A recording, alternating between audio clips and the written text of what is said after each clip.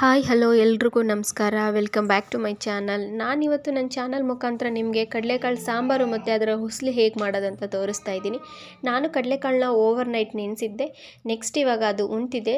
ಅದನ್ನು ಒಂದು 2 ಸಲ ತೊಳೆದು ಕುಕ್ಕರ್ಗೆ ಹಾಕೋತಾ ಇದ್ದೀನಿ.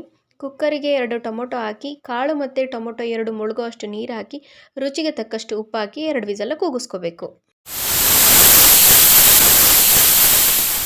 ಪ್ರೆಷರ್ ಹೋಗಿದೆ. ಇವಾಗ ನೋಡೋಣ ಬನ್ನಿ ಕಾಳು ಯಾವ ಥರ ಬೆಂದಿದೆ, ಚೆನ್ನಾಗಿದೆ ಏನು ಅಂತ.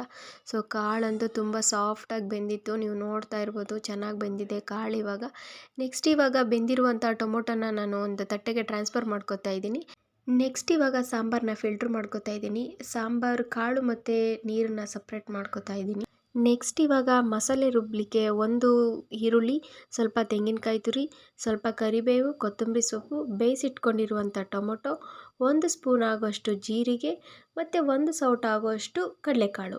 ಇದಕ್ಕೆ ಟೇಸ್ಟ್ ಕೊಡೋದೆ ಮತ್ತು ಫ್ಲೇವರ್ ಕೊಡೋದೆ rasam powder. So 2 spoon rasam powder ಹಾಕ್ಕೊಂಡು ಸ್ವಲ್ಪ ಫೈನ್ ಪೇಸ್ಟ್ ಮಾಡ್ಕೊತಾ ಇದ್ದೀನಿ. ಇವಾಗ ಸಪ್ರೇಟ್ ಮಾಡ್ಕೊಂಡಿರುವಂಥ ಕಾಳಿನ ರಸಕ್ಕೆ ಸ್ವಲ್ಪ ಹುಣಸೆ ಹಣ್ಣಿನ ರಸ ಹಾಕಿ ಮತ್ತು ರುಬ್ಬಿಟ್ಕೊಂಡಿರೋಂಥ ಮಸಾಲೆ ಹಾಕಿ ಮಿಕ್ಸ್ ಮಾಡ್ತಾಯಿದ್ದೀನಿ.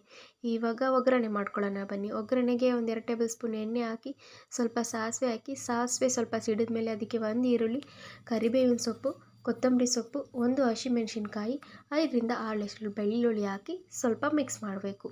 ಒಗ್ಗರಣೆ ಸ್ವಲ್ಪ ಬ್ರೌನ್ ಕಲರ್ ಬಂದಮೇಲೆ ಮಿಕ್ಸ್ ಮಾಡಿರುವಂಥ ಕಾಳಿನ ರಸ ಹಾಕಿ ಒಂದು ಸ್ವಲ್ಪ ಕುದಿಬೇಕು. ನೋಡಿ, ಕುದಿಯೋ ಅಷ್ಟರಲ್ಲಿ ನಾವು ಕಾಳನ್ನ ಒಗ್ಗರಣೆ ಮಾಡ್ಕೊಳ್ಳೋಣ ಬನ್ನಿ.